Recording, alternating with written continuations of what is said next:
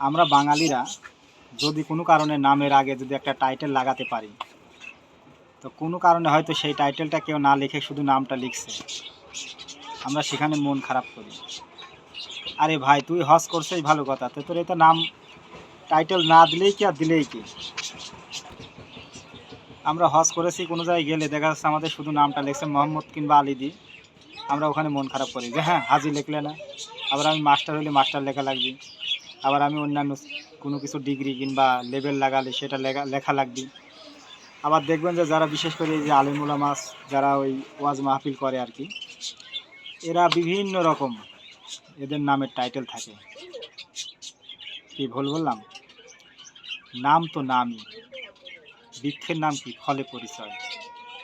আপনি কে, আপনার পিতাকে এটা জানলেই যথেষ্ট, আপনার টাইটেলের দরকার নাই।